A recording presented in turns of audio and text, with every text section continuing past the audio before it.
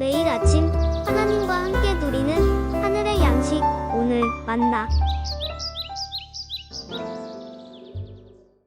게으름이 사람으로 깊이 잠들게 하나니 태만한 사람은 죽일 것이니라. 계명을 지키는 자는 자기의 영혼을 지키거니와 자기의 행실을 삼가지 아니하는 자는 죽으리라.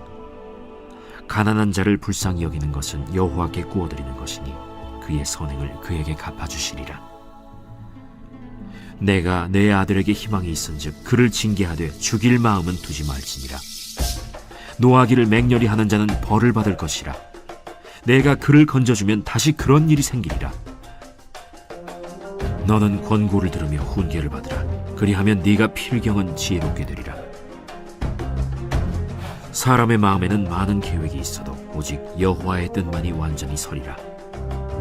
사람은 자기의 인자함으로 남에게 사모함을 받느니라. 가난한 자는 거짓말하는 자보다 나으니라. 여호와를 경외하는 것은 사람으로 생명에 이르게 하는 것이라.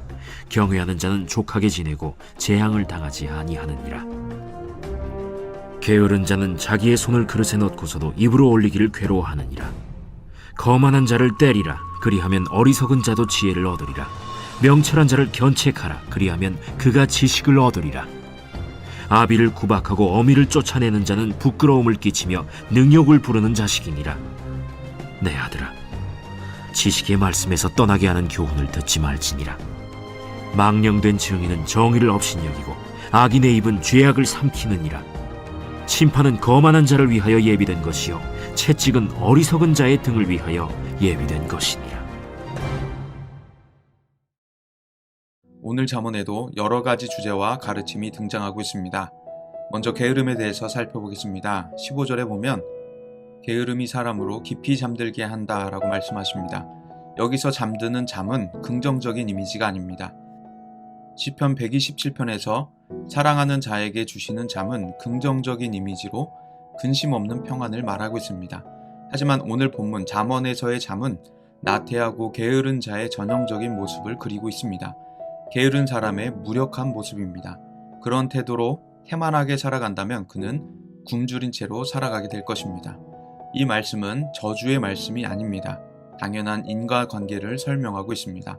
때문에 게으름을 버리라고 가르치고 있는 것이죠. 24절에도 게으름에 대해서 말합니다. 여기서는 풍자, 비꼬는 표현이 등장합니다. 그릇에 손을 넣어 음식이 닿아도 그 손을 올려서 입에 넣기조차 괴로워할 정도로 게으른 사람입니다. 배고픔이라고 하는 것은 인간의 기본적인 욕구이고 배고픔을 느낄 때면 사람은 괴로워하기 마련입니다. 그러나 게으른 자는 배고픔으로 인한 괴로움보다 움직이는 것으로, 부지런한 것으로 인한 괴로움이 더 참기 힘들어 보이는 모습입니다. 이어서 훈계에 대하여서도 가르칩니다. 25절은 거만한 자를 때리라고, 매를 들라고 말하고 그리하면 어리석은 자도 지혜를 얻게 될 거라고 말합니다. 명철한 자를 견책하게 되면 그가 지식을 얻게 된다고 말하죠. 18절에는 가정에서의 훈계의 모습을 가르치는데 아들에게 희망이 있으니 그를 징계할 때 죽일 마음은 두지 말라고 가르치고 있습니다. 노하기를 맹렬히 하는 자는 벌을 받을 것이라고 말하죠. 아버지는 아들을 사랑하고 아들에 대한 희망을 가졌습니다. 그래서 때로는 징계하면서 매를 들기도 합니다. 그러나 죽일 마음으로 징계하고 매를 드는 아버지는 없습니다. 그래서는 결코 안 되는 것이죠. 사랑의 마음으로 그를 징계해야 성장합니다. 맹렬하게 진노하는 아버지는 벌을 받게 되며 반대로 징계를 안 하고 넘어가면 아들에게 잘못은 반복되게 됩니다. 따라서 적절한 징계가 필요하다고 가르치는 것이죠. 20절은 아들을 향해서 말합니다. 너는 권고를 들으며 훈계를 받으라. 그리하면 내가 필경은 지혜롭게 되리라. 아버지 어머니의 권고를 듣고 아버지 어머니의 훈계를 받는 사람, 아버지 어머니의 말씀을 잘 따르는 사람은 지혜롭게 된다 라고 가르치고 있습니다. 여기서 전제하는 부모의 권고 훈계는 바로 하나님의 말씀의 권고와 훈계입니다. 이스라엘은 전통적으로 하나님의 말씀을 가르치는 민족이었고 부모는 마땅히 자녀에게 하나님의 말씀으로 훈계하고 지도하는 모습이 있었습니다. 그렇기 때문에 부모에게 권고와 훈계를 듣는다는 것은 하나님의 말씀을 듣고 배우고 실천한다는 것을 뜻하고 있습니다. 26절은 자녀에 대해서 말합니다. 아비를 구박하는 사람, 어머니를 쫓아내는 사람은 이 세상에 있어서는 안 되는 일을 저지르는 사람입니다. 성경은 그에게 상당한 비판을 가하고 있습니다. 부끄러움을 끼친다, 능욕을 부르는 자식이라고 말합니다. 결코 해서는 안 되는 일인 것이죠. 이런 있어서는 안 될 일을 저지르지 않기 위해서 아들은 말씀에서 떠나게 하는 교훈, 세속적인 가치관, 세상의 충고들을 듣지 말아야 했습니다. 그 말을 듣게 된다면 부끄러운 일을 저지를 수밖에 없게 되는 것이죠. 28절부터 29절은 죄악에 대한 경고를 하고 있습니다. 망령된 증인은 정의를 업신여기고 죄악을 삼킵니다. 그는 아들이 걸어야 할 길을 굽은 길로 인도하고 아들을 죄악으로 삼키라고 했습니다. 그래서 아들은 그 망령된 증인을 경계해야 했고 하나님의 심판을 기억해야 했습니다. 하나님의 심판은 거만한 자에게 예비되어 있고 하나님의 채찍은 어리석은 자의 등에 향하여 있습니다.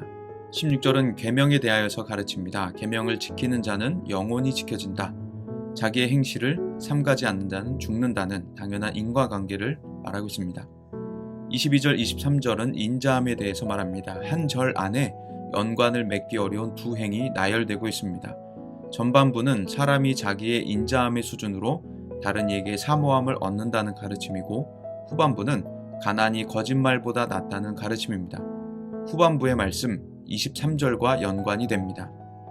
가난은 결코 죄가 되지 않습니다. 그러나 거짓말은 죄가 됩니다. 가난하지만 여호와를 경외하는 이들은 생명에 이르게 되고 경외하는 자는 만족하게 지내며 재앙을 당하지 않게 됩니다. 17절에는 또한 부자와 가난한 자에 대해서 말합니다. 가난한 자를 불쌍히 여기는 것은 여호와께서 기뻐하시는 것이라고 말합니다. 하나님께서 모든 일을 긍휼히 여기시기 때문인 것이죠. 만일 상대적으로 부유한 사람이 상대적으로 가난한 사람을 돕게 된다면 이것은 여호와께 꾸어드리는 것이라고 말합니다. 상당히 재미난 표현이 등장하죠. 여호와께서 그에게 갚아주실 것입니다. 그리고 그의 선행을 하나님께서 기억하시고 은혜들을 계속 베풀어 주실 것입니다. 그렇기 때문에 부유하고자 하는 자는 자신의 돈을 아끼기 위해서 구제를 삼가해서는 안 되는 것이었습니다. 더욱더 적극적인 구제를 하고 하나님의 마음을 가지고 사람들을 긍휼히 여기는 것이 필요했습니다. 물론 구제의 목적이 부자가 되기 위한 투자의 수단이 되어서는 안 될 것입니다. 하나님의 마음을 닮은 긍휼한 마음, 자비한 마음으로 행해야 하는 것이죠. 21절엔 사람의 마음에 많은 계획이 있어도 여호와의 뜻만 선다라고 가르칩니다. 세상에는 참 다양한 사람들의 다양한 계획들이 존재합니다. 악한 이든 선한 이든 자신의 계획을 가지고 살아갑니다. 악한 이는 악한 계획을 가지고 악한 행실을 저지르고 선한 이는 선한 계획을 가지고 선한 행실을 하며 살아갑니다. 그러나 그 모든 것을 여호와께서 다스리셔서 결국 여호와의 선하신 뜻만이 완전히 서도록 우리 세상을 인도하고 계십니다. 오늘 말씀에는 하나님의 지혜를 얻은 자들이 사회 곳곳에서 지혜를 퍼뜨리는 모습이 그려지고 있습니다. 부모에게, 자녀에게, 부자에게, 가난한 자에게 등등 하나님의 지식을 소유한 이들이 세상을 지혜롭게 만들게 될 것입니다. 세상엔 다양한 사람들과 다양한 일들이 있지만 하나님께서 그 모든 것을 다스리셔서 하나님의 뜻을 드러내실 것입니다. 지금 우리가 겪고 있는 이 코로나 바이러스 역시 마찬가지입니다. 하나님의 뜻만이 온전히 서게 되실 것입니다. 그렇게 우리는 여호와를 경외하고 경외하는 이들의 실천적인 삶을 살아야 합니다. 우리가 그렇기를 소망합니다. 우리의 경외하는 신앙과 그 신앙을 실천함으로 이 세상 가운데 하나님의 지혜로 가득 차게 만들 수 있는 우리의 삶, 오늘 하루가 될 수 있기를 간절히 기도합니다.